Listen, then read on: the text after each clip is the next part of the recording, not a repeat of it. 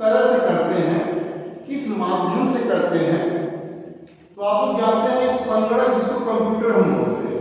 अच्छा, computer technology जो है, कंप्यूटर के बारे में हम थोड़ा जान लें कि मानव के कार्यों को सरल करने वाला वह यंत्र जिससे किसी कार्य को बड़े सुचारू रूप से हम लोग कर लेते हैं।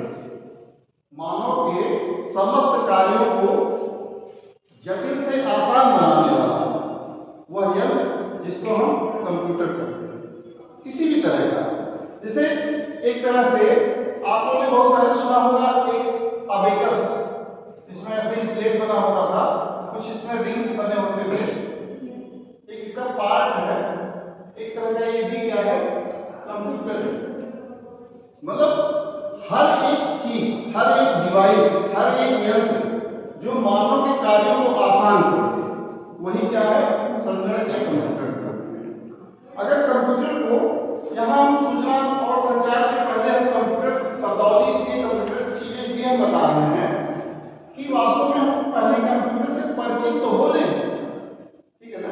बाकी कंप्यूटर में अगर आप बेसिक्स ऑफ कंप्यूटर अगर आप देखेंगे, बेसिक्स ऑफ कंप्यूटर, तो इसमें सबसे पहले तो आपको क्या करना हो, जानना होता है एक तो कंप्यूटर के कंपोनेंट्स। कंपोनेंट्स मींस कौन कौन से उसमें उपकरण इस्तेमाल किए जा रहे हैं, ठीक है। अच्छा, उन उपकरण के बारे में हम एक चीज और जानते हैं कि कौन से उसमें हार्डवेयर के हैं और कौन से सॉफ्टवेयर। अच्छा, सॉफ्टवेयर हार्डवेयर के साथ ही एक चीज और होता है यूजर। यूजर कौन है, हम। मतलब हार्डवेयर और सॉफ्टवेयर की मदद से जो सूचनाओं का आदान प्रदान हम कर रहे हैं, तो हार्डवेयर या सॉफ्टवेयर, इन दो तरह की चीजें जो कि एक यूजर जो है प्रयोगकर्ता इसका प्रयोग करता है। इसके बाद जो चीजें हैं वास्तव में जो हमें बेसिक्स ऑफ कंप्यूटर में जो जानना चाहिए क्या है कि एक इसके अलावा ही है इनपुट और आउटपुट सिस्टम। अच्छा, सिस्टम क्या है, एक निकाय है, सिस्टम मींस निकाय। देखिए दो चीजें हैं, इनपुट आउटपुट सिस्टम हो गया और इनपुट आउटपुट डिवाइस, दोनों अंतर है ना। डिवाइस अलग चीज है, इनपुट आउटपुट डिवाइस। जैसे सूचना, अब हम थोड़ा सा इस पे आते हैं, कम्युनिकेशन पे आते हैं।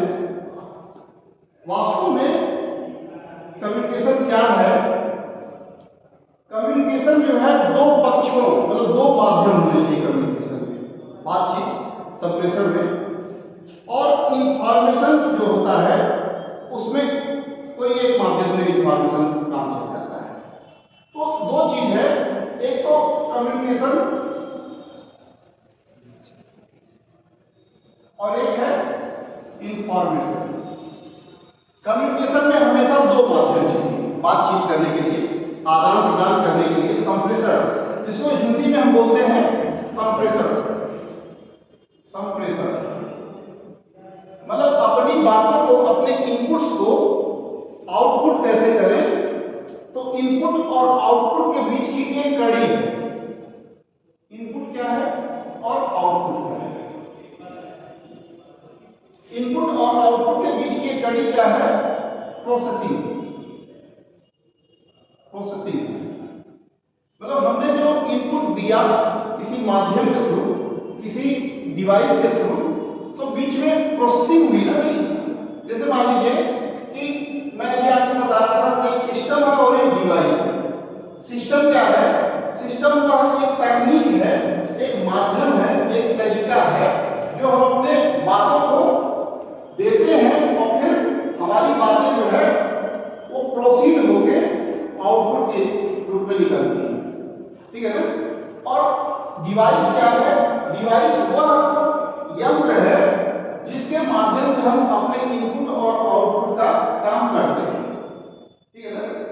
इनपुट क्या हो गया, जैसे आपके इसी बेसिक साफ कंप्यूटर में इनपुट हुआ हो गया, जैसे कीबोर्ड हो गया, माउस हो गया, या स्कैनर हो गया, ठीक है ना, या जॉयस्टिक हो गया, जॉयस्टिक से आप गेम खेलते हैं, इस तरह की चीजें क्या हो गई, इनपुट हो गया। भाई जॉयस्टिक में आप क्या करते हैं, वीडियो गेम वगैरह खेलते हो तो अगर राइट आपने घुमाया तो राइट जो 5 मिनट कर रहा होता है उसमें तो राइट मारेगा ना, लेफ्ट घुमाया तो लेफ्ट की तरफ मारेगा, अप एंड डाउन, ऐसा ही।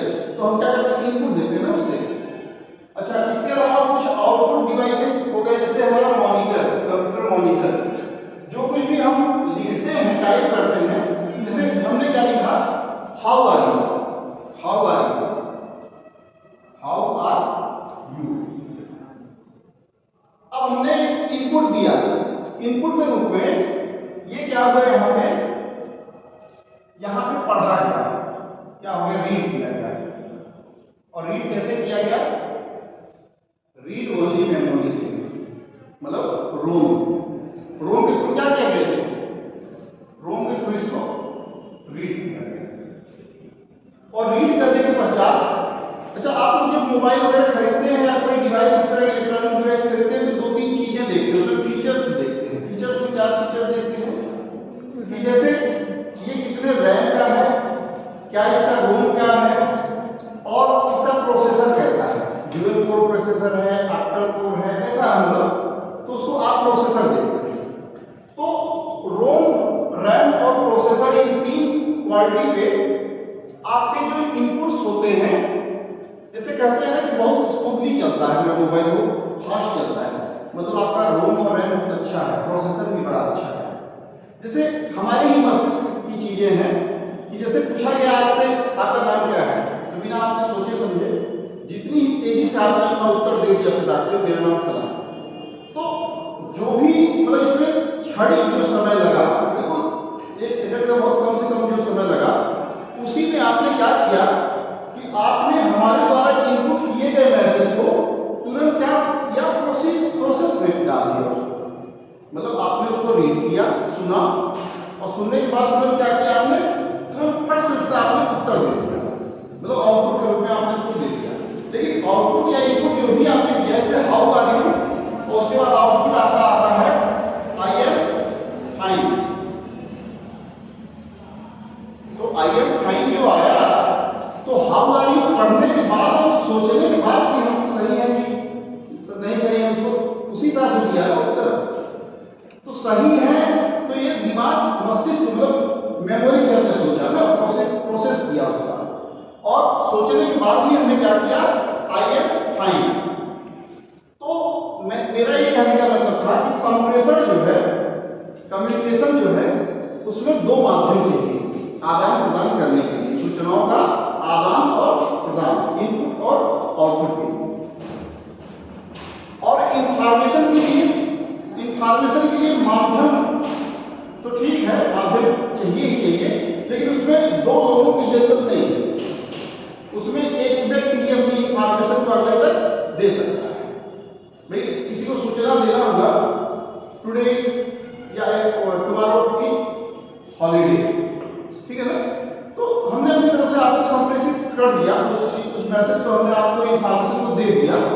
तो इंफॉर्मेशन में जरूरी थोड़ी है कि आपका भी कुछ राय भी मिले, ऐसा नहीं है, हमने जो आपको इंफॉर्मेशन देना होगा आपको इंफॉर्मेशन दे दिया। तो इंफॉर्मेशन में आपको एक ही माध्यम, एक ही चीज रहे, एक ही व्यवस्था रहे, लेकिन कम्युनिकेशन में क्या है, आपको 2 तरीके से 2 अलग अलग माध्यम चाहिए होता है। अच्छा, बीच की जो कड़ी है वो प्रोसेसर के रूप में मैंने उसको बताया ही, प्रोसेसर है वो। अब हम वास्तव में 2 तरीके से कम्युनिकेशन टेक्नोलॉजी को समझेंगे, और कम्युनिकेशन टेक्नोलॉजी को समझेंगे 2 तरीके से, कैसे समझेंगे, जो हमारा तकनीकी जो मटेरियल है उसको हम उस तरीके से समझेंगे।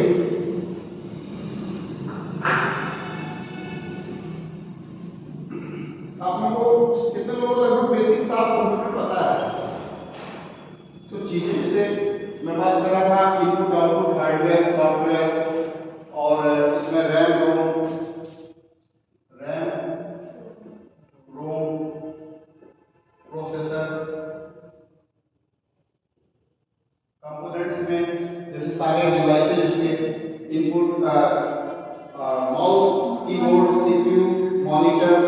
ठीक है ना, जॉयस्टिक, प्रिंटर, प्लॉटर, बहुत सारे डिवाइस कंप्यूटर आजकल इलेक्ट्रॉनिक डिवाइसेस भरमार है आपके पास, बहुत सारे तरह के डिवाइसेस आ रहे हैं, ठीक है ना, इस कोड स्कैनर, बारकोड स्कैनर, तमाम सारी चीजें आ रही हैं। तो यहाँ तो खैर भरमार है कंप्यूटर के जो कंपोनेंट्स हैं, लेकिन जो मुख्य जो कंपोनेंट्स इसके कुछ ही हैं, जैसे आपका कीबोर्ड हो गया, माउस हो गया, मॉनिटर हो गया, सीपीयू हो गया, इस तरह की चीजें ही मुख्य हैं। फिर इसी में एक चीज और आता है, क्या मैं इसको साथ में इसलिए लेके चल रहा हूँ इसके, क्योंकि कुछ चीजें हो सकता है कंप्यूटर से संबंधित शब्दावलियां या कुछ चीजें आपको हो सकता है ना मालूम, इसलिए मैं इसको साथ में लेके चल रहा हूँ। इसी में फिर जनरेशन आते हैं। अच्छा, जनरेशन जो है कंपोनेंट्स के तुरंत बाद ही आपको जनरेशन बताने होते हैं। जनरेशन में भी फर्स्ट जनरेशन से लेके और फिफ्थ जनरेशन तक की चीजें आपको पता होनी चाहिए कि कौन कौन से इसमें उपकरण इस्तेमाल किए जाते हैं। जैसे सबसे पहला जो जनरेशन था उसमें क्या इस्तेमाल किया गया, वैक्यूम ट्यूब, ठीक है, जो एनिक, इसको एनिक के नाम से जाना गया। अच्छा, मैं इस चीज को पता नहीं भूल गया कि कंप्यूटर के फादर ऑफ कंप्यूटर कौन है, चार्ल्स बेबेज, ठीक है ना, चार्ल्स बेबेज को फादर ऑफ कंप्यूटर कहते हैं। और इनके जनरेशन जो है, जो कि फर्स्ट जनरेशन में एनिक और इसमें प्रयोग क्या किया गया, वैक्यूम ट्यूब। सेकंड में ट्रांजिस्टर का प्रयोग किया गया। कभी कभी आपने सुना है कि रेडियो को लोग ट्रांजिस्टर भी बोलते थे, जब ट्रांजिस्टर तो लाओ, जब विद्युत धारा लगाओ, कुछ ऐसी बातें, या फिर उसको रेडियो क्यों कहते हैं, रेडियो क्यों कहते हैं उसको, रेडियो इसलिए कहते हैं क्योंकि उस पर, उसी डिवाइस पे, उसी यंत्र पे रेडियो तरंगें प्रक्षेपित होती हैं, और जो रेडियो तरंगें, रेडियो वेव्स जो आती हैं, उसी से हमें क्या मिलती है, बैंडविड्थ और फ्रीक्वेंसी हम सेट करते हैं। अच्छा, एक चीज बैंडविड्थ क्या है, फ्रीक्वेंसी क्या है, उसको भी हम इसमें चर्चा करेंगे आगे। थोड़ा सा मैं बता ही देता हूँ, प्रैक्टिकली बस ऐसे बता देता हूँ। वो रेडियो को भी आप खट खट खट खट करके एक ऐसा बैंडविड्थ आपने सेट किया है, तो उसका फ्रीक्वेंसी भी सेट कर देते हैं कि 101.9 मेगाहर्ट्ज पे मतलब इस तरह से इस पे सुना जा सकेगा कोई चीज। विविध भारती के इस तरह से गाने 101.9 मेगाहर्ट्ज या रेडियो मिर्ची अपना डिवाइड तमाम सारी एफएम, ये सारी चीजें जो है उसमें बैंडविड्थ और फ्रीक्वेंसी के अकॉर्डिंग उसको सेट करके उसी पे फिर वो प्रक्षेपित होती थी, उसको कैच करता था। मतलब एक तरह से ये जो इंस्ट्रूमेंट होता था, जिसको हम रेडियो भी बोलते थे, ट्रांजिस्टर भी बोल देते थे, उसी पर उस बैंडविड्थ के थ्रू क्या करते थे, उस फ्रीक्वेंसी के थ्रू क्या करते थे, हम उस चीज को, सिग्नल्स को रिसीव करते थे, और रिसीव करके फिर तब उसमें हेमा मालिनी या जयप्रदा के गाने आते थे, ठीक है, इस तरह की चीजें तब होती थी। अच्छा, ये सब चीजें तो ठीक है, ट्रांजिस्टर सेकेंड जनरेशन में प्रयोग किया गया। थर्ड में क्या किया गया, आईसी, ये क्या है, इंटीग्रेटेड सर्किट चिप, एक प्रकार का आईसी का प्रयोग किया गया। आईसी जो है लगभग अब जो आप लोग इस्तेमाल कर रहे हैं, मतलब थोड़ा और हाई टेक्नोलॉजी में आ गए हैं लोग। कभी एक समय ऐसा हुआ करता था जो इंटीग्रेटेड सर्किट जो बनाए जाते थे वो लगभग उसके सिल्वर के होते थे। कभी आपने उसमें भी देखा होगा, पेन ड्राइव में जब देखे तो वो सफेद सफेद से इसी ऐसी धारियां सी बनी होती है, छोटी छोटी इस तरह से, या फिर मोबाइल चार्जर या मोबाइल उसमें अंदर, तो वो जो है एक तरह से आईसी होते हैं। वही आईसी आपके, अगर एक आईसी आपका खराब हो गया मान लीजिए, तो आपका चार्जर का जो वो है ना, ये मतलब कहा जाए ये जैक इसको बोलते हैं, ये खराब हो गया, तो इसको पूरी तरह उसको निकालते हैं और उसको फिर से क्या करते हैं, लगाते हैं, ठीक है, लगा के फिर तब चार्ज करते हैं। तो मतलब इस तरह के डिवाइसेज में। अच्छा, एक चीज और देखिए कि जो आपके पेन ड्राइव होते हैं, जो डाटा स्टोरेज के लिए काम आते हैं, उसमें इस तरह की इनकी जो विशेषता होती है, विशेष रूप से आईसी की विशेषता होती है, जो आप पूरी लाइब्रेरी उसमें आप क्या करते हैं, सॉफ्ट कॉपी में उसको संचित कर लेते हैं। तो कितने लोगों की इसमें जो है हार्डवेयर और सॉफ्टवेयर के बारे में नहीं मालूम, वो बताएं। हार्डवेयर क्या है और सॉफ्टवेयर क्या है, ठीक है। हार्डवेयर जो है वह उपकरण या वह सिस्टम है जिसमें हम जिस भी यंत्र को छू रहे हैं, जैसे इस पेन को हमने छुआ है, जिसको हम छू सकते हैं, जैसे कीबोर्ड से लेकर हर प्रकार के उपकरण, जो भी उपकरण है हमारे सामने, फिजिकली उपकरण, सभी भौतिक रूप से, तो सभी किसकी श्रेणी में आएंगे? हार्डवेयर आएंगे। लेकिन एप्लीकेशन जो होते हैं, ऐप्स जो होते हैं, आप मोबाइल में चुन पाते हो, ऐप्स को चुन नहीं पाते हो। ऐप्स को खाली आप क्या कर सकते हो? देख सकते हो, महसूस कर सकते हो, ठीक है ना? देख सकते हो कि हाँ ये काम कर रहा है, चल रहा है। तो जितने एप्लीकेशंस होते हैं या जो भी आप कीबोर्ड से टाइप करते हो और वो मॉनिटर में छपता है, तो जब मॉनिटर में देखते हैं आप छपता हुआ, तो क्या उस टेक्स्ट को आप छू लेते हो? नहीं छू पाते। आप क्या करते हो? अपने उसी जो हार्डवेयर जो डिवाइस है, आप उसी को क्या करते हैं? टच कर पाते हैं, लेकिन आप सॉफ्टवेयर को टच नहीं कर सकते, मतलब आप उसको खाली देख सकते हैं। तो जितने भी टेक्सचुअल मैटर या किसी प्रकार के जो मैटर्स लिखे गए हैं कीबोर्ड के थ्रू, या एप्लीकेशंस हैं, ऐप्स हैं, ठीक है ना, या इस तरह के जो वह है जो है मटेरियल्स जो है, सॉफ्ट जो मटेरियल्स है, इन्हीं को सॉफ्टवेयर कहते हैं। जैसे मान लीजिए आपने पेन ड्राइव में कुछ डाटा लिए हुए हैं, उसको क्या किया आपने? लगाया प्रिंटर में और प्रिंट कर दिया। तो जो प्रिंटेड मटेरियल आया आपका वो क्या है? हार्ड कॉपी है। लेकिन जो सॉफ्ट कॉपी, जो आपके पेन ड्राइव में जो स्टोरेज है, जो सारी सूचनाएं, वो किस उसमें है? फॉर्मेट, सॉफ्ट फॉर्म में। तो ऐसे ही हम इसको समझेंगे, हार्डवेयर और सॉफ्टवेयर, ठीक है। इनपुट आउटपुट सिस्टम क्या है? सिस्टम मींस एक तरीका, एक तरीका, मतलब अपने मैसेज को हमने दे दिया और आप तक पहुंच गया। आपने या हमने ही उसको प्रोसीड किया, या आपसे हमने कुछ पूछा, प्रोसेसर बीच में प्रोसेस किया और आपने उसका रिजल्ट दे दिया, आंसर दे दिया। ऐसे ही हमने क्या किया?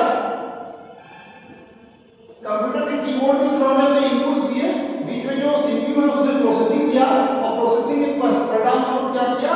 मॉनिटर में उसका आंसर निकला, ठीक है ना? हमने उसको भी देख लिया। तो आउटपुट के रूप में क्या है? मॉनिटर है। आउटपुट के रूप में क्या है? प्रिंटर है। प्रिंटर में हमने प्रिंट दिया, प्रिंट कमांड देते हैं ना, और उसमें से पेपर प्रिंट होकर निकल आता है, ठीक है। इस तरह की चीजें आउटपुट और इनपुट डिवाइस है। रैम और प्रोसेसर मैंने आपको बताया ही, रीड ओनली मेमोरी और रैंडम एक्सेस मेमोरी, ठीक है ना, और प्रोसेसर जो किसी उसको जो है क्वेश्चन को प्रोसेस करके और आंसर के रूप में बदल देता है, उसको प्रोसेस करके। चलिए ठीक है, ये तो अलग चीजें हुई। अब हम लोग एक बड़े फैक्चुअल चीज पे आते हैं, जिसको हम लोग लगभग जानते तो थे, लेकिन हम लोग, अच्छा आज एक चीज और है, आप लोगों को लिखवाना उखवाना नहीं करना। आज हम लोग सिर्फ समझेंगे, ठीक है ना, सिर्फ उसको सुनेंगे और समझेंगे, फिर लिखवाना तो बात हो जाएगा। अब हम लोग बात करते हैं कम्युनिकेशन टेक्नोलॉजी की। There are two types of या two medium of communication technology. Communication technology जो है दो तरह की है। कम्युनिकेशन टेक्नोलॉजी, या अगर आप लिखना चाहें तो लिख सकते हैं जैसा आपको इच्छा हो। कम्युनिकेशन टेक्नोलॉजी लिखवाने में थोड़ा सा यह है कि समय का ज्यादा होगा और समझ भी हो सकता है ना पाओ आप लिखने के चक्कर में। आप सिर्फ इसको देखिए ही याद। एक तो है आपका लैंडलाइन, दूसरा है वायरलेस। दो तरीके हैं कम्युनिकेशन टेक्नोलॉजी के। क्या है? लैंडलाइन और दूसरा क्या है? वायरलेस, ठीक है।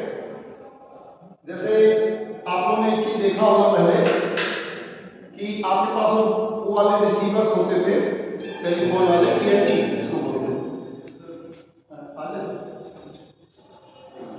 लैंडलाइन में आप लोग जानते हैं कि लैंडलाइन केबल आप लोगों ने देखा है? Yes sir. लैंडलाइन केबल जो है आप लोगों ने शायद नहीं देखा, अब नया वाला आप लोग देख रहे हैं। देखिए लैंडलाइन केबल दो तरीके से होते हैं। लैंडलाइन केबल एक तरह का जो होता था वो कॉपर वायर का होता था। कॉपर वायर, कॉपर वायर जो आप लोगों ने नहीं देखा होगा शायद, क्योंकि आप लोगों का जनरेशन थोड़ा लेट होता है ना, बाद वाले आए।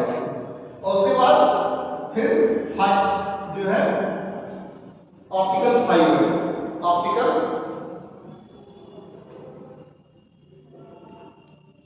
अच्छा इस चीज को हमें पढ़ना क्यों है? इसको हमें जानना क्यों है, लैंडलाइन और ये वायरलेस और ये सब चीजें, तमाम सारी चीजें इसलिए भी जानना है जरूरी कि कम्युनिकेशन इन्हीं के माध्यम से संभव है। जो सूचनाओं का आदान प्रदान है इन्हीं के माध्यम से ही संभव है। तो पहले जो होते थे, जो कॉपर के वायर में बिछाए जाते थे, तो उसमें कॉपर जो है मिला हुआ होता था। लेकिन अब क्या है, ऑप्टिकल फाइबर। ऑप्टिकल फाइबर में होता है, हिंदी में उसको कहते हैं प्रकाशित तंतु। ऑप्टिकल फाइबर में प्रकाशित तंतु जो बना किसका होता है, सिलिका का और सिलिकॉन ऑक्साइड का होता है। SI सिलिका का, SI और SiO2 सिलिकॉन ऑक्साइड का, मतलब वो रेत से या इस तरह की चीजें, प्रकाशित तंतु इस तरह के बने होते थे। आपने कहीं टेलीफोन तार अगर वो देखा घरों के, आप उसको या बंधन करो, इसको काट देते हैं तो उसमें से एक प्रकाशित तंतु जैसा निकलता है, सफेद रेसे जैसे निकलते हैं, देखा आप लोगों ने? मतलब उसमें तार और जैसा कुछ है नहीं, उसमें उसी प्रकार के एक प्रकाशित तंतु ही है। तंतु क्या है, रेशा। तंतु जो है, तंतु मतलब क्या होता है, रेशा। तो ऑप्टिकल फाइबर वही है। अच्छा, एक चीज और जान लीजिए, अभी लगे हाथ में इसलिए जान लीजिए इस चीज को कि जो ऑप्टिकल फाइबर होता है एक सिलिका और सिलिका ऑक्साइड से बना होता है, उसका जो फाइबर होता है।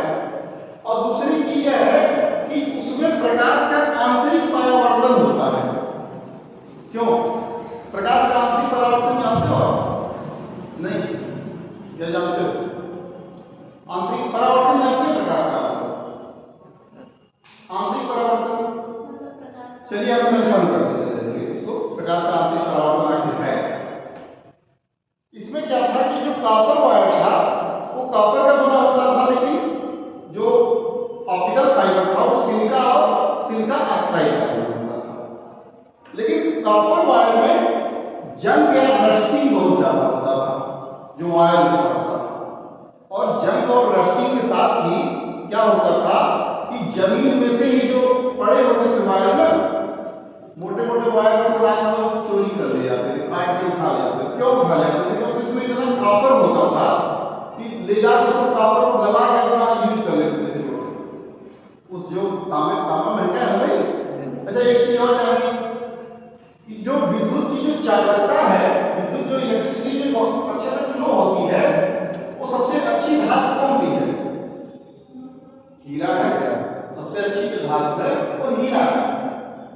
सॉरी, हीरा, ये चांदी है। वैसे तो चांदी है, सिल्वर है, लेकिन क्या चांदी के अगर तार बनाए तो क्या संभव है इतना हम लोग उसको कर सकते हैं? हम नहीं कर सकते ना, उतना उसको नहीं कर सकते। तो चांदी के तार को बना नहीं सकता।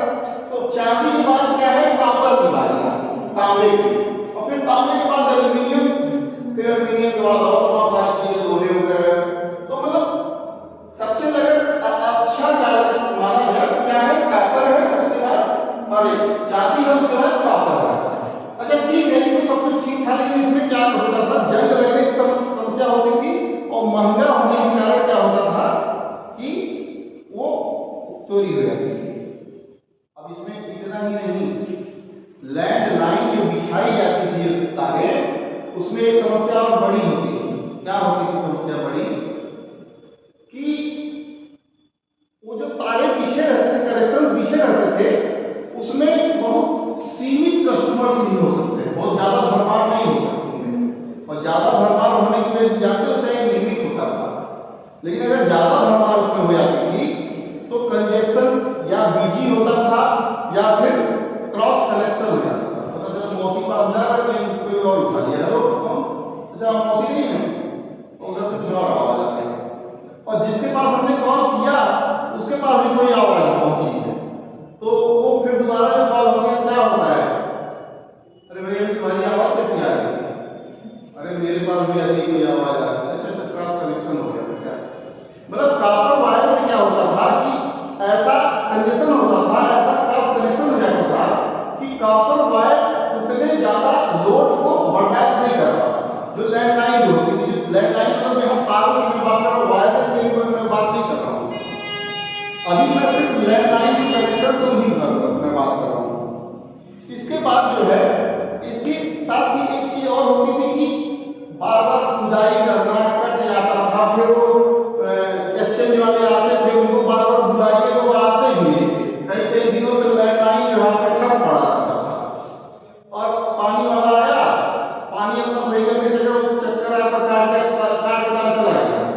अब फिर आप फोन करिए उसके पास, उसके एक्सचेंज वाले पास, कैसा है हमारा तार काट के चले गए, जरा उसको आप जोड़ो। 5 दिन के बाद उसके काम में ड्यू रहेगी, फिर आप 3 बार एक्सचेंज में जाओगे, फिर उसको बुलाओगे तब किसी तरह से कोई आता। और ये सारी प्रोसेस क्यों होते थे? क्योंकि इसकी पूरी जिम्मेदारी गवर्नमेंट की थी, मतलब बीएसएनएल या एमटीएनएल की। और बीएसएनएल और एमटीएनएल के जो कर्मचारी हैं ना, वो अपने बच्चों को अपने खुद वो बीएसएनएल का यूज नहीं करते रहे, कोई दूसरा यूज करते होंगे, क्योंकि वो उसका भी नाम भी है भाई साहब नहीं लगेगा, इसी तरह से लोग बनाते हैं बीएसएनएल। तो ये समस्याएं है बार बार आती रहती थी और मेंटेनेंस की बड़ी समस्या इसकी होती थी। अब इसके बाद क्या हो गया कि जब आप इंटरनेट लगवाते हैं तो इंटरनेट के साथ क्या होता था कि एक वाईफाई राउटर भी लगवाते थे। तो वाईफाई राउटर सच एक चीज और था कि इसमें बीएसएनएल ने जो हमको सुविधाएं जो बीच में दी, सुविधाएं कुछ इस तरह की दी कि उसमें वाईफाई राउटर के थ्रू हम क्या कर सकते हैं कि फोन से बात भी कर सकते हैं और इंटरनेट का इस्तेमाल भी कर सकते हैं। ठीक है भाई, उसमें हम क्या कर सकते हैं, फोन से बात भी कर सकते हैं लैंडलाइन कनेक्शन से, और वाईफाई राउटर के थ्रू क्या होता था कि उस एरिया के जितने भी इंटरनेट होते थे वो कैसे जुड़ जाते थे, एक माध्यम से जुड़ जाते थे, सभी एक माध्यम से सभी जुड़ जाते थे। किसके माध्यम से? वाईफाई राउटर, ठीक है ना, उसके माध्यम से क्या होता था, सभी जुड़ जाते थे आपस में। अच्छा, जुड़ने के साथ तो ठीक है, तो जुड़ जाते ही थे, लेकिन एक समस्या क्या होती थी कि जो मान लीजिए आपने वो आपका पीएनटी भी है, पीएनटी साथ आपने कंप्यूटर में उसका ब्रॉडबैंड कनेक्शन जोड़ रखा है। अब कनेक्शन जोड़ रखा है तो उसमें एक समस्या और भी होती थी कि आप दोनों में से एक काम एक साथ दोनों काम नहीं कर सकते, मतलब इंटरनेट भी इस्तेमाल कर लें और बात नहीं कर लें, ऐसा नहीं होता। मान लीजिए कि अगर आपने से मान लीजिए किसी का फोन आया, फोन उस पर नहीं बज रहा है और आप इंटरनेट का उपयोग कर रहे हो उसके मौके पे, तो फोन आते समय आप इंटरनेट का आपका इंटरनेट डिस्कनेक्ट तब हो जाएगा जैसे ही आपने फोन उठा लिया तो इंटरनेट आपका तुरंत डिस्कनेक्ट हो जाएगा। मतलब ये प्रॉब्लम किसमें आती थी हमेशा?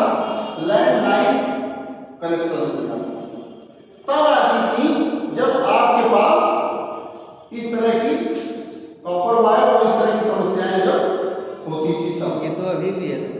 नहीं, मैं बता रहा हूँ। अच्छा, कॉपर वायर एक तरह की समस्या है। और दूसरा क्या होता था कि मान लीजिए कोई बैठे हुए इंटरनेट में बहुत देर तक उसका इस्तेमाल कर रहा है इंटरनेट पे करना, तो जब आप कॉल करोगे तो उसमें बताएगा बिजी। अब आप सोचोगे कि कितना देर तक, और जरूरी होता क्या है, गवर्नमेंट ऑफिस में किसी तरह के लगाए भी रखे होते हैं कि भाई साहब नहीं लगेगा वाला कनेक्शन, मतलब वही डिजिटल वाला कनेक्शन। क्यों? जैसे आप लोगों ने किसी मान लीजिए किसी आयोग या किसी भी ऑफिस वाले पे मेन कॉल किया तो वहाँ ऐसा लगता है जैसे कोई कर्मचारी हमेशा बतिया ही रहा है, क्या नहीं बतिया नहीं रहा होता, इंटरनेट यूज कर रहा होता है। और ज़्यादा देर तक इंटरनेट यूज करने से क्या होता है, आपका जो लाइन है वो बिजी हमेशा बताता है। अभी तक हम लोग किसमें चल रहे हैं पता है? इसी लैंडलाइन में चल रहे हैं। ध्यान रखिएगा, अभी हमने उसको वायरलेस में नहीं टच किया है। अच्छा, लैंडलाइन में क्या है कि इस तरह से मतलब समस्या बिजी जाने की होती है। अब हम बात करते हैं ऑप्टिकल फाइबर। अभी तक हमने क्या किया, लैंडलाइन में ही कॉपर वायर के बारे में बात की, जो कॉपर वायर में केबलिंग मतलब बिछाई गई है। अब हम बात करते हैं ये ऑप्टिकल फाइबर में।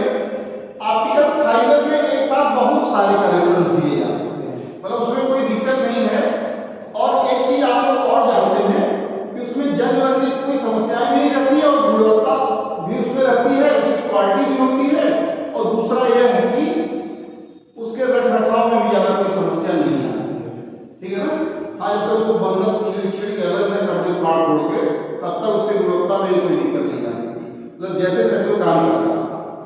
और इसके साथ ही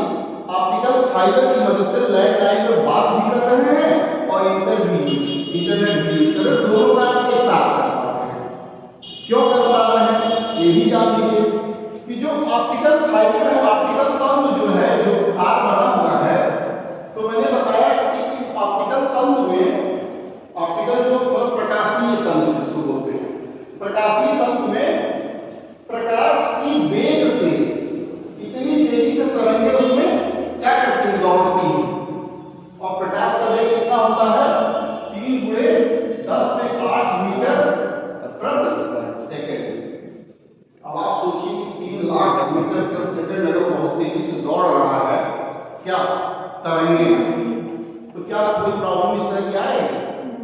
पापा अपने अलग कमरे में बतिया रहे, मम्मी अलग कमरे में बतिया रहे, बच्चे अपना अलग लगे हुए इधर उधर है, कोई टेंशन ही नहीं। और ये समस्याएं जो है कैसे होता था, इंटरनेट डाटा जो है स्पीड इतनी तेजी से होती थी कि अपना सब लोग अपना अपना व्यस्त रहते थे। लेकिन उसमें क्या होता था कॉपर वाले में कि एक तो कम यूजर्स उसमें कनेक्ट हो सकते थे, दूसरा कि उसके एक ही हम यूज कर सकते हैं, चाहे उस समय मौके में इंटरनेट ही यूज कर लें और चाहे बात ही कर लें, क्योंकि उसकी जो 2-3 kbps पर सेकेंड होती है, मतलब नील नथिंग, कोई मतलब ही नहीं उसका। इस तरह की समस्याएं आती हैं। अच्छा, इसके बाद हम ऑप्टिकल फाइबर के बारे में थोड़ा सा और कुछ बता दें, हम लोग आपको आगे भी बताएंगे लगभग कुछ चीजें। आज सरकार ऑप्टिकल फाइबर को जो केबल बिछा रही है, उसका मामला यहाँ तक ये है कि गांव-गांव तक उसको पहुंचा रही है ऑप्टिकल फाइबर केबल। आप लोगों ने देखा होगा बहुत सारे जगहों में गांव में साइड साइड खुदाई हुई है, तो फिर पानी हर जल थल योजनाएं चल रही हैं, हर घर नल जल योजना इसी तरह से सेंट्रल गवर्नमेंट की, तो उसके अलावा भी ऑप्टिकल फाइबर जो है बिछाए जा रहे हैं। और इसको जो नाम उसका दिया गया NOFN, मतलब national optical fibre network. Optical fibre network जो नेशनल लेवल का है, इसको भारत ब्रॉडबैंड के नाम से भी जानते हैं इसको। और भारत ब्रॉडबैंड ने ऐसी व्यवस्था किया है कि पूरे देश में लगभग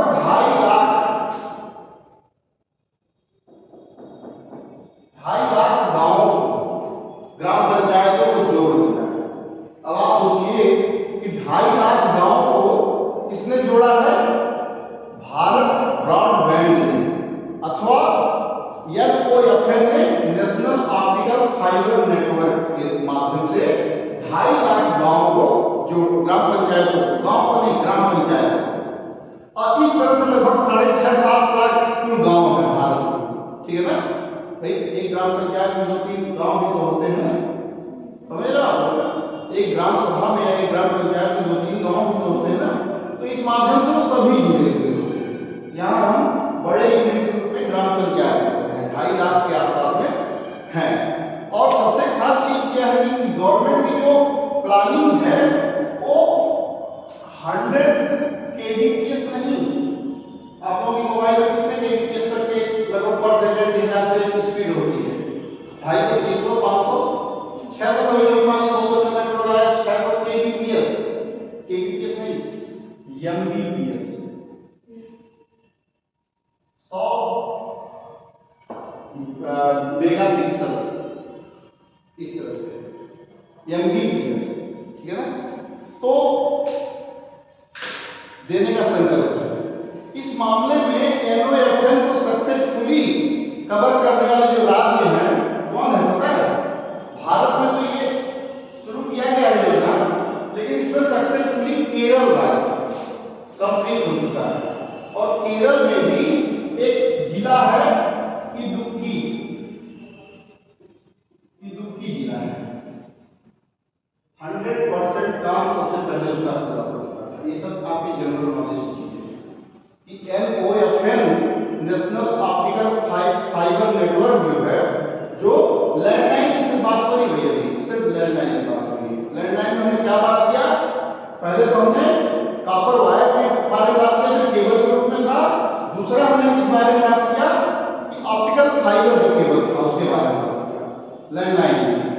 और इस लैंडलाइन में NOFN की जो बात हमने किया, नेशनल ऑप्टिकल फाइबर जो नेटवर्क है, ये नेटवर्क जिसको भारत ब्रॉडबैंड के नाम से भी जानते हैं, पूरे देश में लगभग 2.5 लाख ग्राम पंचायतों में उसको पहुंचाने की जो है कवायद है गवर्नमेंट की।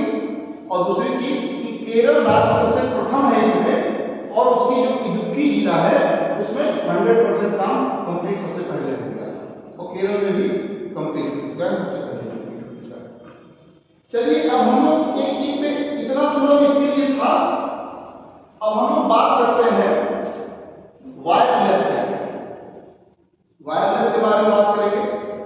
वायरलेस टेक्नोलॉजी में बहुत सी टेक्नोलॉजी है, ध्यान दीजिएगा इसको, आप लोग ना नोट नहीं करते चलिए हम आपको लैंडलाइन बाद में बता देंगे, अभी तत्काल में वायरलेस के बारे में नोट कर लीजिए। आपको लैंडलाइन के लिए कम से कम 2 पेज छोड़ दीजिएगा। लैंडलाइन के बारे में हम आपको बता देंगे, या 1 पेज छोड़िएगा पूरा, ज्यादा नहीं, 1 पेज हम मुख्य बातें आपको नोट करा देंगे। वायरलेस में आप लोग लिख लीजिएगा, क्योंकि थोड़ी सी वायरलेस में इसमें क्रिटिकल चीजें हैं। वायरलेस टेक्नोलॉजी में बहुत सी टेक्नोलॉजी हैं, देखिएगा वायरलेस में बहुत सी टेक्नोलॉजी हैं, बहुत सी टेक्नोलॉजी हैं, जिसमें FDMA, जिसमें FDMA,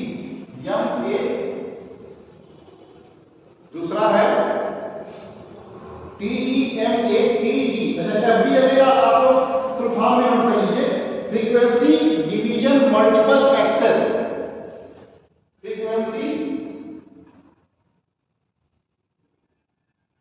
डिवीजन मल्टीपल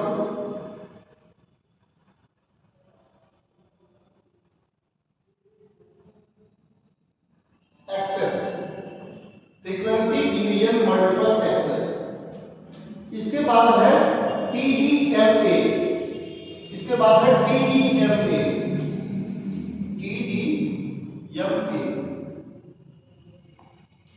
इनको मैं अभी बताता हूं क्या चीज है, आप लोगों से परिचित है ये सब चीजें, लेकिन आप लोग शायद इस चीज को नहीं जानते हैं।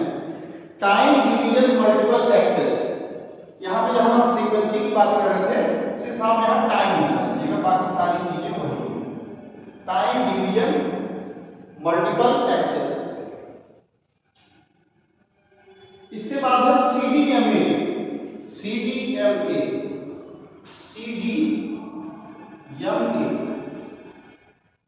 कितने लोगों ने CDMA सिम यूज किया है? नहीं यूज किया है? क्या है CDMA? बड़ी खेल की बात है कि आप लोग बाद में कर रहे थे लगभग बहुत छोटे रहे होंगे आप लोग, ऐसा नहीं कुछ दौर में आप लोग नहीं थे, मतलब आप समझ लीजिए 2004 वर्ष के आसपास तो लगभग सभी लोग होंगे ना। क्यों भाई, कोई 98 का होगा, कोई 97 का होगा, कोई नहीं कोई होगा, 93 का होगा, है ऐसा कोई? कोई नहीं। 2003 कोई के ऊपर सब नहीं है, अच्छा 1957 नहीं, अच्छा मतलब ऐसे ही लगभग दौर के होंगे सभी लोग, तो बहुत छोटे रहे होंगे, तो गोद में रहे होंगे, कहाँ तो मोबाइल की जरूरत पड़ेगी, कहाँ इस्तेमाल करेंगे, क्यों? चलिए लगभग हम लोगों ने देख लिया है उसको, हम लोगों ने देखा है। तो CDMA एक होता था, CDMA का फुल फॉर्म है code division multiple access, code division multiple access.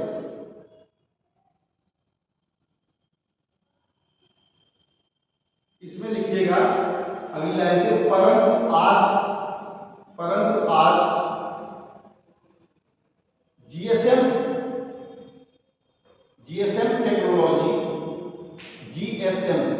Technology use में, प्रयोग में ला रहे हैं। अभी GSM क्या है? GSM यहाँ पे इसको लिख लीजिएगा, CDMA को कोर डिवीजन मल्टीपल एक्सेस, ठीक है ना? दिख रहा है कोर डिवीजन मल्टीपल एक्सेस। इसके बाद जो है, आज हम जो GSM सिम प्रयोग कर रहे हैं, ये वही GSM सिम है जो हम लोग अपनी मोबाइल में प्रयोग कर रहे हैं। अच्छा, मोबाइल भी क्यों हमने इसका नाम रखा है? मोबाइल भी, इसी चीज को हम सेल फोन के नाम से भी जानते हैं, इसी चीज को हम सेल फोन और मोबाइल दोनों नाम से जानते हैं, मोबाइल और सेल फोन। कोई बता देगा मोबाइल क्यों कहते हैं? मुझे उम्मीद है 2-1 लोग हो सकता है बता, या सभी लोग बता सकते हैं मोबाइल क्यों कहते हैं। जो हम लोग GSM सिम को इस्तेमाल कर रहे हैं अपने फोन में, GSM सिम ही तो है ना, गए दुकान पे खरीदा, कोई लो भाई लो दूसरा सिम लो, और बटा उसमें लगा दिया, एक्टिवेट कर दिया,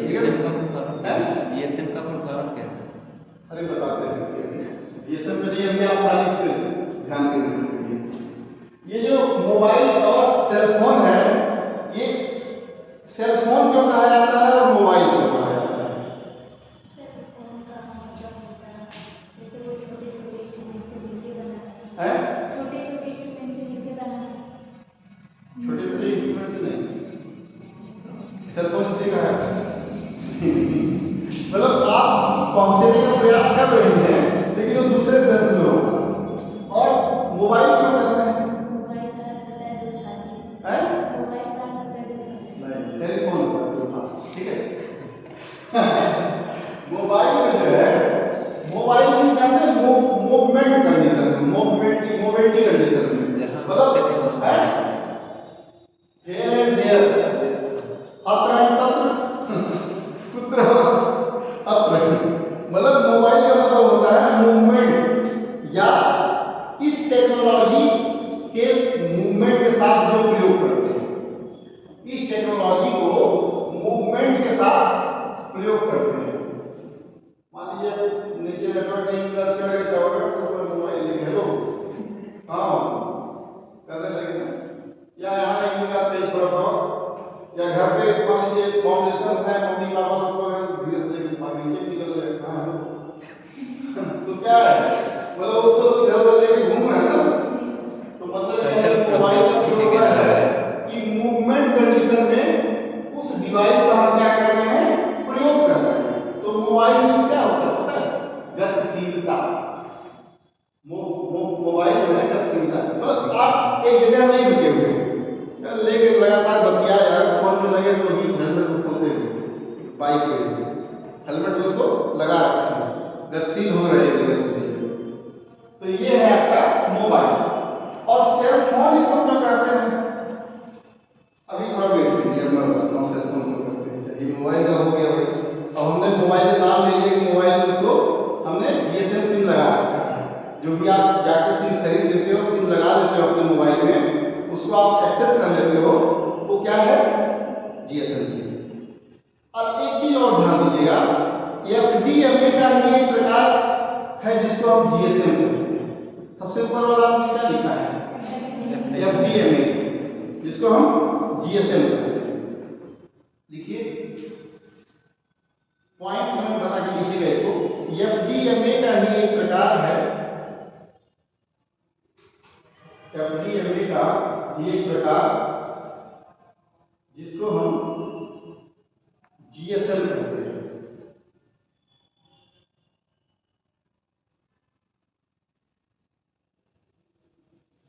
और सबसे मतलब आश्चर्य की बात तो नहीं कर सकते, सबसे अच्छी इंफॉर्मेशन ये है कि इसी जीएसएम को ही 100% लोग इस्तेमाल कर रहे हैं। लेकिन अब आप सोच रहे हो कि कौन सा ऐसा तकनीक था जो कुछ लोग और भी इस्तेमाल करते थे? अब मैं बताता हूँ, सुनिए उसको। लेकिन एक समय था जब सीडीएमए जो है 2004 में जिसको रिलायंस लेकर आया था, जिसमें रिलायंस का क्या था पता है?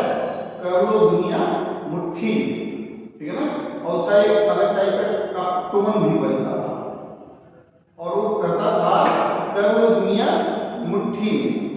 और जो सीडीएमए लेकर आया 2004 में, उसका क्या था? सीडीएमए का जो उद्देश्य था, ये पूरी तरह से, अब आप लोग शायद देखे होंगे या समझ पा रहे होंगे कि पहले एक आपके पास ऐसी मोबाइल आई रहती थी जो रिलायंस ने ही आपको दिया था, उसमें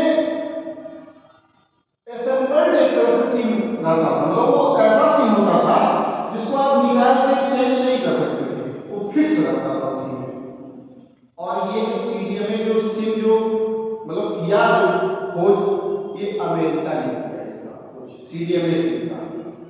और अमेरिका की खोज करने के साथ साथ आप ये समझ लीजिए कि सीडीएमए जो सिम होता था वो एक तरह से कोडेड सिम होता था, कूट रचित सिम होता था, मतलब उसका बाकायदे एक एक्सेस ऑलरेडी पहले से प्राप्त था।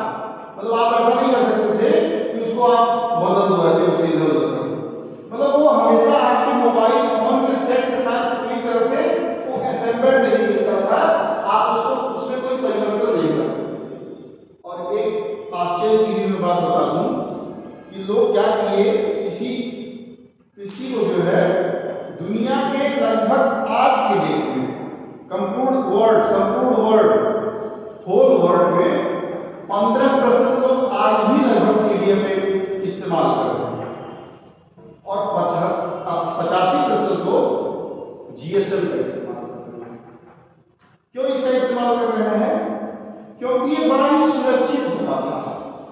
मतलब ऐसा नहीं होता था कि आपके जो मोबाइल नंबर्स जो इधर उधर कहीं कहीं हैक कर लिए जाते हैं या कुछ इधर उधर उसमें डिस्टर्बेंस कर दिया जाता है, आप या सुरक्षा की दृष्टि से भी वो बहुत इंपॉर्टेंट होता था। क्यों?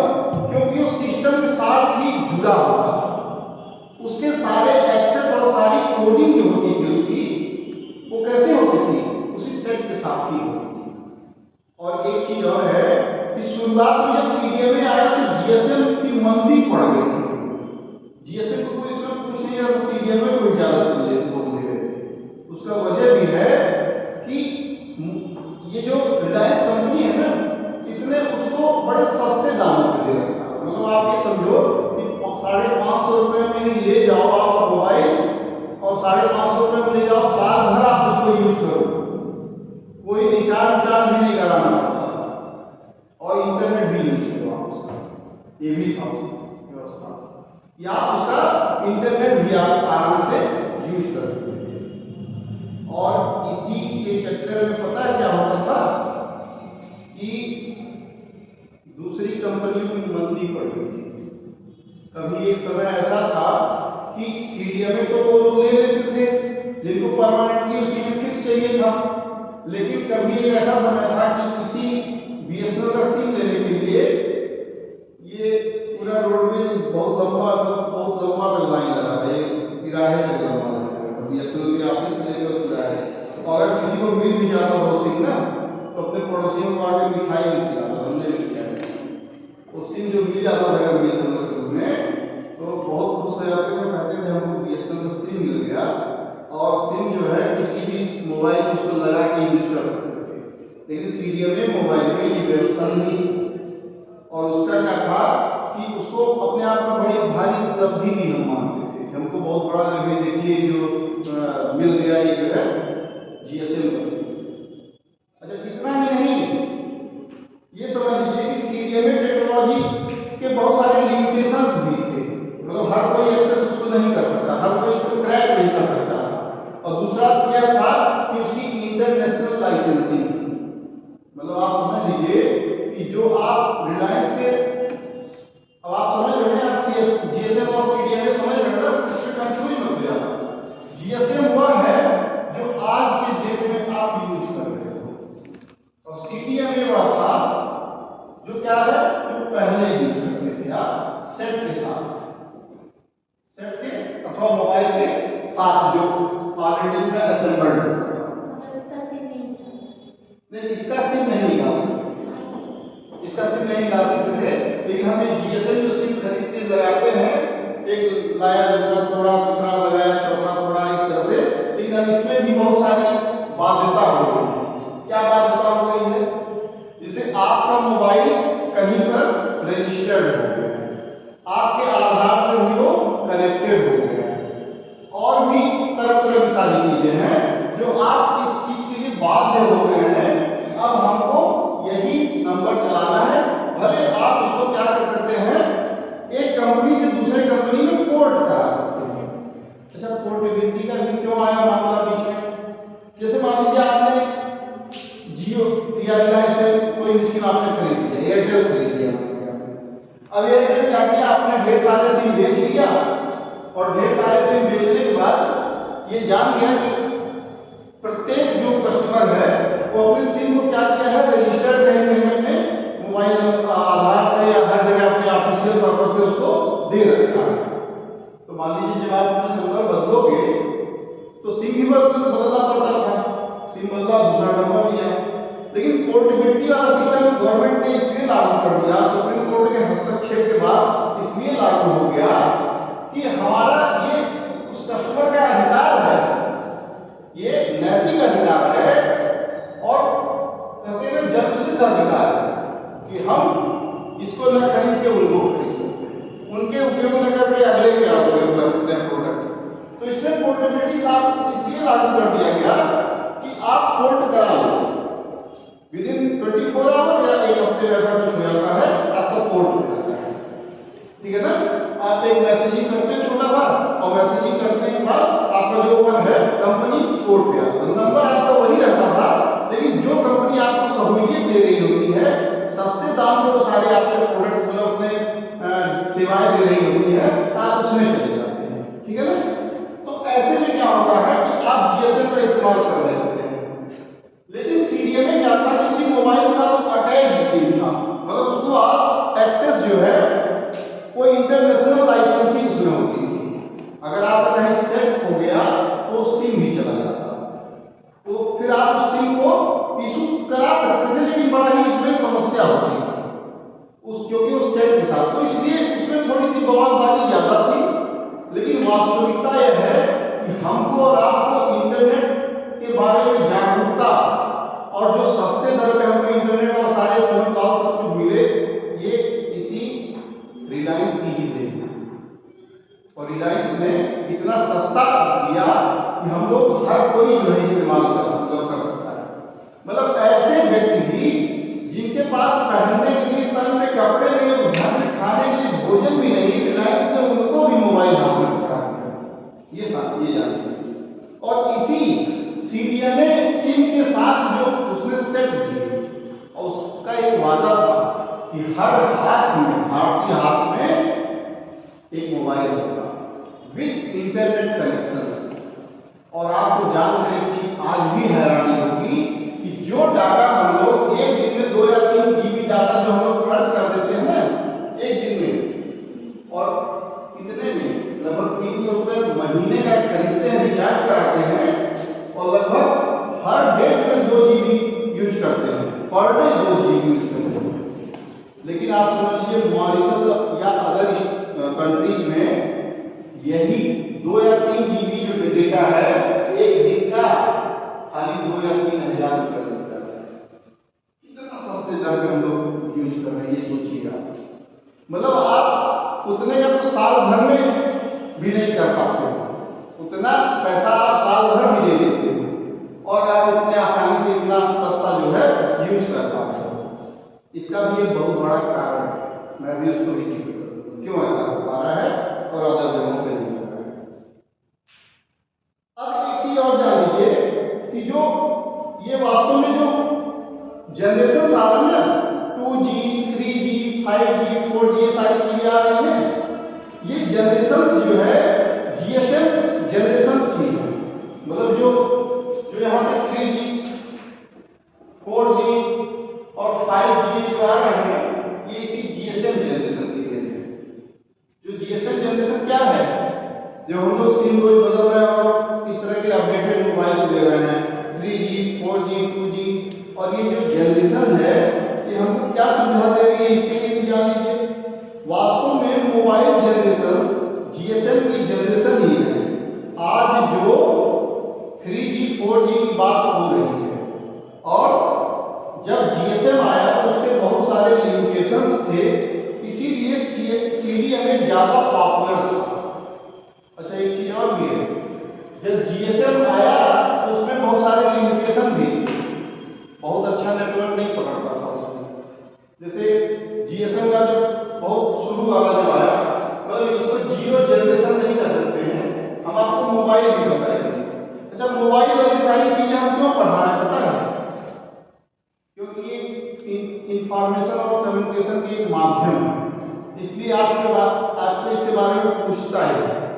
जब हम सही तरीके से फर्स्ट जनरेशन में आएंगे, अच्छा आपको इसमें 0 जनरेशन भी पढ़ेंगे मोबाइल में आगे, ये 0 जनरेशन का है, फर्स्ट जनरेशन का है। तो जो इस तरह की जो जनरेशन आए, तो सीडीएमए की तरह हम उनका उपयोग इंटरनेट के कार्य में नहीं कर सकते थे, क्योंकि जीएसएम के कुछ लिमिटेशंस थे। जब हम जीएसएम सिम लगाते थे तो हच और मोबाइल और वोडाफोन और नोकिया वाली छोटी वाली मोबाइल मिलती थी ना, तो उसमें कहाँ हम लोग इस्तेमाल कर सकते थे भाई, इंटरनेट इस्तेमाल नहीं कर सकते थे ना। अच्छा इस्तेमाल किसमें कर सकते थे उस समय, जब रिलायंस का जो वो आया, रिलायंस इसका, अच्छा लिमिटेशंस क्या क्या होते थे? एक तो जो जीएसएम हम लोग लगाते थे, अरे भारी बहुत बड़ा तो नोकिया उसको जिससे फेंक के बाद खोपड़ी टूटिया वो बड़ा नहीं आता था, वो वाला आता था मोबाइल। अच्छा उसमें इंटरनेट नहीं चल पाता था। दूसरी चीज वो बड़ा महंगा हुआ करता था, मतलब अगर हम किसी तरह से पा भी गए जद्दोजहद करके तो आने वाला लड्डू खिलाना पड़ता था दोस्तों। लेकिन 550 में सीडीएमए में ही हम मोबाइल भी पा जाते थे, उसमें डला हुआ ऑलरेडी सिम भी पा जाते थे। तो वो हमारे लिए सही है कि वो वाला जद्दोजहद करने वाला, तो उसमें जद्दोजहद ज़्यादा करना पड़ता था जीएसएम, और इजीली जो है हमें सिम भी नहीं मिलता था। अब आजकल तो हर जगह तंबू लगा घूम रहे हैं, कोई सिम ही नहीं मिलता खरीदने वाला है। और वो दौर एक था जब जीएसएम तो मिल भी जाता था कभी किसी तरह लाइन लगाने में, लेकिन खाली किस काम में आता था? बात करने का। लेकिन जब हम यहाँ सेकेंड जनरेशन, फिर थर्ड जी, 3G, 4G और 5G की तरफ जब बढ़ने लगे, तब इसमें क्या परिवर्तन हुआ? तब इसमें हम इंटरनेट को भी इस्तेमाल करने लगे और इस तरह के डिवाइसेज भी बनने शुरू हो गए। 2G, 3G, 4G, 5G इस तरह से बनने शुरू हो गए। ठीक है। इसके बाद क्या था कि रिलायंस फोन में ही, आपने कभी रिलायंस फोन देखा है? बहुत शुरू वाला एकदम आया था, जिसमें ज्यादा करा लोग इंटरनेट भी इस्तेमाल कर रहे थे। नहीं देखा ना, हम लोगों ने देखा, यूज भी किया है। तो उसको जो है जब मैं हाई स्कूल या 9वीं 8वीं में था तभी मैंने उसको इस्तेमाल किया था, तो 8वीं या 7वीं में से। तो उसको क्या था कि उसमें एक जीरो अगर बटन जोर से थोड़ा देर तक प्रेस कर दीजिए तब तक वो आर वर्ड एक उसका ऐप खुल के आता था। आर वर्ड खुल के आता था, उसमें गाने वाने सब कुछ सुन सकते थे, म्यूजिक भी सुनते थे। और जो हमारे साथ में जो दोस्त लेके चलते थे, जो थोड़ा सा उसमें हाईटेक थोड़े थे, तो हम लोग पास वो छोटी वाली नोकिया मोबाइल हुआ करते थे, तो उनके बगल में झांकते थे, अरे यार तुम्हारे में थोड़ा बढ़िया गाना चल रहा है, और अच्छा तुम ढूंढ भी लेते हो बहुत सारी चीजें। अच्छा वो सर्च वर्च भी करते थे, नॉर्मल बेसिक चीजें, महात्मा गांधी गूगल पे डाला महात्मा गांधी, ठीक है, और तमाम तमाम छोटी छोटी चीजें। तो बड़ा आश्चर्य की चीजें हुआ करती थी। कुछ उसमें म्यूजिक भी गाने भी सुन लेते थे, MP3 गाने, वो वीडियो के साथ नहीं, खाली वो वैसे ही गाने हैं MP3। कभी कभी MP4 भी आता था, छोटे छोटे उसमें सब नाचते हुए दिखते थे। उसी मोबाइल की डिस्प्ले कितना बड़ा था, उसी में मिल जाता था कभी कभी। बड़ा टेक्नोलॉजी आ गई भाई। अब उसके बाद वो कौन सा टेक्नोलॉजी था? 2G और 1G वाला टेक्नोलॉजी था, 2G टेक्नोलॉजी थी, और वो भी किसके साथ? CDMA के साथ। मेरा यहाँ पे मतलब इतना सब कुछ बताने का ये मतलब है कि आप अब जो क्या है वायरलेस जो तकनीक में हम चल रहे हैं, आप इनको समझिए कि CDMA क्या है और GSM तकनीक क्या है, और वास्तव में हमें शुरुआत कहाँ से हुई। शुरुआत हमें हुई की जगह से। हम जो इतनी इजीली अभी ऐसे विश्व में ऐसे कई ऐसे देश हैं जिनको इतना भी नहीं मालूम कि ये टेक्नोलॉजी है क्या। ये फोन और मोबाइल तो उनके लिए बहुत आश्चर्यजनक चीजें हैं। और इतना ही नहीं, भारत में भी ऐसे ऐसे बहुत पिछड़े एरिया हैं जहां मैंने खुद लोगों से सुना है, भैया ये ट्रेन होती कैसे है? अच्छा तो उसमें लोग जा सकते हैं दूर दूर तक, तो मान लीजिए उसमें टॉयलेट जाना हो तो क्या करेंगे?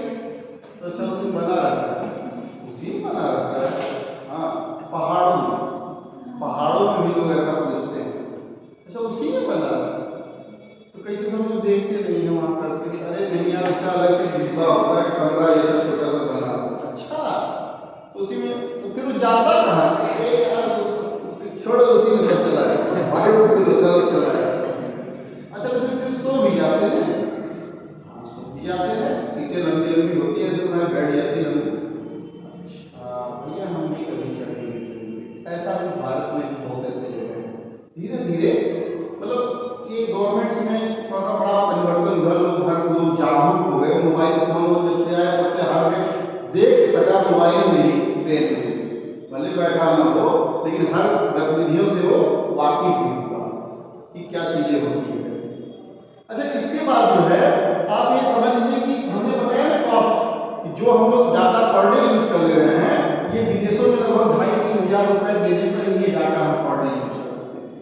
लेकिन ये तो धन्य कहिए उसी रिलायंस की, जिनको आज हम कहते हैं ना कि मोदी गवर्नमेंट धीरू भाई अंबानी के परिवार को खूब ज्यादा जो है सपोर्ट करता है। क्यों न करे भाई। और इसके सस्ता होने की वजह भी मैं आपको बताऊं, इसमें 3 टीयर होते हैं, टीयर फर्स्ट, सेकंड और थर्ड। आप लोगों को मालूम होगा कि जो इंटरनेट के जो कनेक्शन ब्रॉडबैंड ये सब फैलाए जाते हैं, ये कैसे, ये समुद्री जो लाइनें बिछाई जाती हैं, ये समुद्र में लाइनें जो बिछती हैं, ये ऑप्टिकल फाइबर केबल जो बिछाई जाती है, ऑप्टिकल फाइबर वाली मोटी मोटी केबल जो समुद्र में बिछाई जाती है। तो जो पहला जो टीयर होता है वो क्या करता है, समुद्र में पूरे केबल्स बिछाता है, और जो दूसरा टीयर होता है वो एक महाद्वीप से दूसरे महाद्वीप को जोड़ता है। क्या हम पहले भी जब शुरू में मोबाइल चला तुरंत अमेरिका में बात कर लेते थे? नहीं। अब हम क्या कर पाते हैं, अमेरिका में बात कर लेते हैं, और ऑप्टिकल फाइबर की मदद से सब कुछ संभव है, जिसमें हम क्या कर पाते हैं, उसमें हम बात भी कर सकते हैं और एक साथ इंटरनेट और बात दोनों काम कर सकते हैं। ठीक है ना। तो इस जो सेकंड टीयर आया, ये टीयर सेकंड क्या हुआ कि एक महाद्वीप से दूसरे महाद्वीप तक उसको पहुंचाने का काम किया। और उसके बाद जो थर्ड टीयर क्या करता है, हमारे आपके घरों का कनेक्शन देता है। ठीक है ना। इस तरह से चाहे ब्रॉडबैंड, चाहे लैंडलाइन कनेक्शन दे और चाहे वायरलेस कनेक्शन दे, हमारे आपके घरों तक देता है। अच्छा, वायरलेस कनेक्शन कैसे आता है उसको भी मैं आपको बताऊंगा कि कैसे उसको रिसीव किया जाता है, फिर रिसीव करने के बाद फिर आपको वो चीजें दी जाती हैं, वो सेवाएं, वो सर्विसेज, मैं उसके बारे में चर्चा करूंगा। लेकिन यहाँ पहले जान लीजिए कि सस्ता क्यों है। तो जो टीयर फर्स्ट, टीयर सेकंड और टीयर थर्ड, जो तीनों टीयर्स हैं, यहाँ तीनों अलग अलग लेवल हैं। वे कहा जाता है ना हमारे पास ये 3 लेवल है, तीनों लेवल हमारे पास सब उपलब्ध है, हम ही तीनों लेवल का काम करते हैं। जैसे रिलायंस के अलावा बाकी जो कंपनी थी उनके पास ये व्यवस्था थी, लेकिन ये वाली नहीं थी, या ये नहीं थी, मतलब उनमें से कोई एक ही व्यवस्था थी। मतलब सीधी सीधी बात यह हुई कि रिलायंस ऐसा संपन्न हुआ, इतना इस मामले में तीनों टीयर इतना संपन्न है कि सारे कार्य खुद करता है। इसीलिए हमारे उपभोक्ताओं को क्या कर रहा है, फ्री में दे रहा है, ज्यादातर इतने सस्ते दर पे दे रहा है। भाई हम ऐसे लोगों को, अब आप लोग कहिए कि हमको रूम चाहिए तो हम आपको अपने घर में जगह हमारे 4-6 कमरे रहेंगे तभी हम दे पाएंगे कि हाँ हमारे पास रह जाओ, कोई दिक्कत नहीं, बहुत सारे कमरे खाली पड़े हैं और सस्ते हैं, कोई बात नहीं, आप फ्री में ही रह जाओ। लेकिन हम खुद किराए पर रह रहे हैं और आप लोग हमसे कि सर हमको रूम चाहिए, तो हम कहेंगे भैया ऐसा तुम्हें बगल में दिला दो, 5,000 रुपये का है एक कमरा, यही कहेंगे ना। तो रिलायंस के पास ये सारी व्यवस्थाएं खुद में थी, इसलिए रिलायंस ने इतना सस्ते में दिया। लेकिन अदर कंपनीज क्या थी, इस तरह की व्यवस्थाएं उनके पास नहीं हुआ करती थी।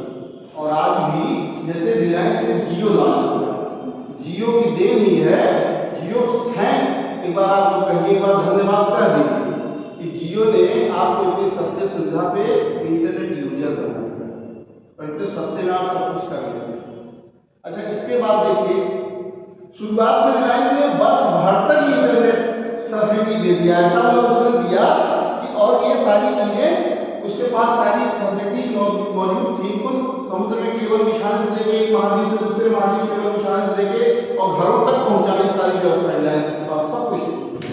लेकिन अदर लोग नहीं थे, अदर लोग नहीं दे पाए, रिलायंस ने दिया, खूब कमाई किया रिलायंस ने, किया ना भाई कमाई, उसमें कोई प्रतिस्पर्धा भी नहीं था। अब लोग धीरे धीरे धनी बन रहे हैं अदर कंपनी से। मैं यहाँ किसी कंपनी का प्रायोजक नहीं हूँ, मैं किसी कंपनी की तरफ से बोल रहा हूँ, वास्तविकता में। तो ये जान लीजिए कि किस तरह से हमने CDMA और GSM के जो आशय को समझा और इस तरह से हमने रिलायंस और इनके जो है तरीके से इसका उपयोग करना सीख लिया। और ऑप्टिकल फाइबर की मदद से ही हमने क्या किया, इंटरनेट और मोबाइल फोन में बातचीत दोनों एक साथ करना हम लोगों के लिए संभव हो। ठीक है ना भाई?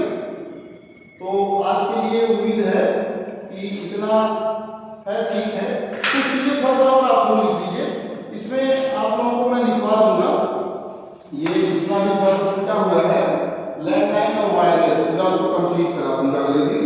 और मतलब सार्वजनिक शब्दों में जो लोग सीमित शब्द होंगे, फालतू के शब्द नहीं, ज्यादा लैंडलाइन नहीं, जो आपके लिए परीक्षा के दृष्टि से उपयोगी होगा। तो जितनी भी बातें मैंने बताया लगभग सबको समझ में आया है क्या भाई? CDMA और GSM और कॉपर वायर से लेके और ऑप्टिकल फाइबर केबल तक। अच्छा, मैं कुछ क्वेश्चन भी चलिए पूछ लेता हूँ। कोई दो तकनीक, मतलब कोई दो खराबी बताइए, कोई दो कमियां बताइए कॉपर वायर में। कोई एक बताइए, कोई भी बताइए आप लोगों से जिसको समझ में आता है। जंग लग जाती थी, हैं?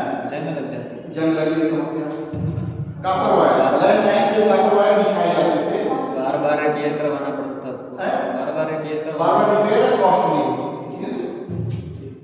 और कोई दो गुण बताइए ऑप्टिकल फाइबर। चलिए भाई, जिन्होंने बताया वो तो बताया, कोई और बताइए, गुण बताइए optical fibre, optical fibre cable. Router, ठीक है ना, वाईफाई राउटर के साथ, मतलब उसमें ऑप्टिकल फाइबर जुड़ने से एक साथ कई कनेक्शन लोग ले सकते थे, बहुत ज्यादा असीमित कनेक्शन उसमें ले सकते थे। लेकिन कॉपर वाले में एक साथ फिक्स होते थे कि इतने ही ज्यादा इस मोहल्ले में, इस लाइन में, इस मोहल्ले की गली में इतने ज्यादा लोग लेंगे कनेक्शन, इससे ज्यादा लेंगे तो फिर पता चल मामला ये मौसी को लगेगा पक्का है या फिर बाधित हो जाएगा मामला। उसका वो फिक्स रखते थे अपना, मतलब उसमें इतना, यानी बस इतने ही लोग उसमें कनेक्ट हो सकते थे, उसका कोई फिक्स ऐसा संख्या नहीं था। ठीक है, जितना लोड के ऊपर डिपेंड करता था। और मान लीजिए उसी में निरहुआ 24 घंटा लगा हुआ है फोन पे, अब निरहुआ की जगह दूसरा पड़ोसी पगला गया है कि हमारा फोन में नहीं लग रहा है, लेकिन ये एकदम जल्दी जाकर पता नहीं कहाँ कौन एकदम घुस गया उसी फोन में। तो भाई उस समय निरहुआ भी जो हुआ करता था वो बड़ा पैसा खर्च करता था। मतलब आज के समय में ये ब्रॉडबैंड की देन है, ये ब्रॉडबैंड की देन है या आपके GSM की देन है, जो आप free of cost 100 message, 150, 200 message आप प्राप्त करते हैं। नहीं तो एक मैसेज भी चला जाता है गलती से किसी के पास ना, तो भी 10 रुपया कट जाता है, 5 रुपया कट जाता है। ये जानिए, मैंने अपनी मोबाइल चलाया है और उस समय बड़ा लिमिट में पैसे इसमें डालने होते थे, तब उसमें आपको टाइम मिलता था। जैसे आप 250 रुपये डलाइए तो 100 कुछ रुपये उसमें टाइम मिलता था।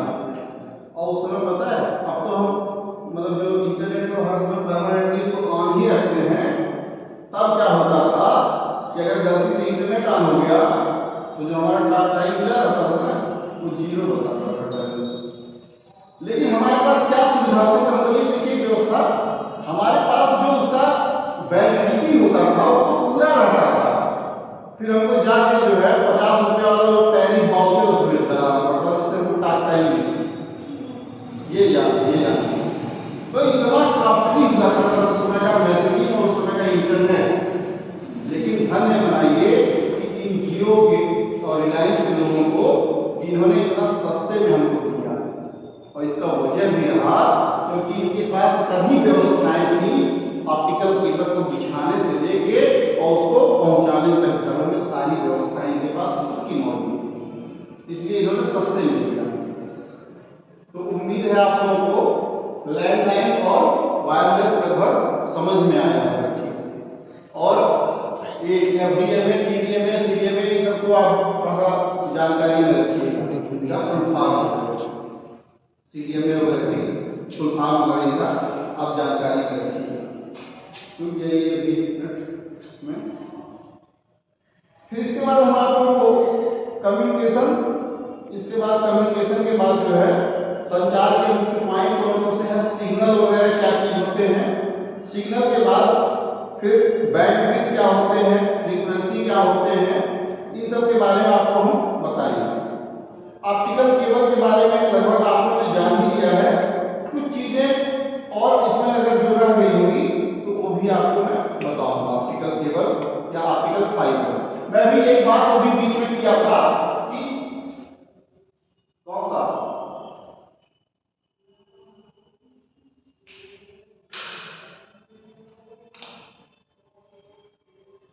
आंतरिक परावर्तन की बात किया था, पूर्ण आंतरिक परावर्तन, ठीक है ना। तो परावर्तन के नियमों में जब मैं थोड़ा बहुत आपको बताऊंगा तो उसमें मैं बताऊंगा क्या था मामला।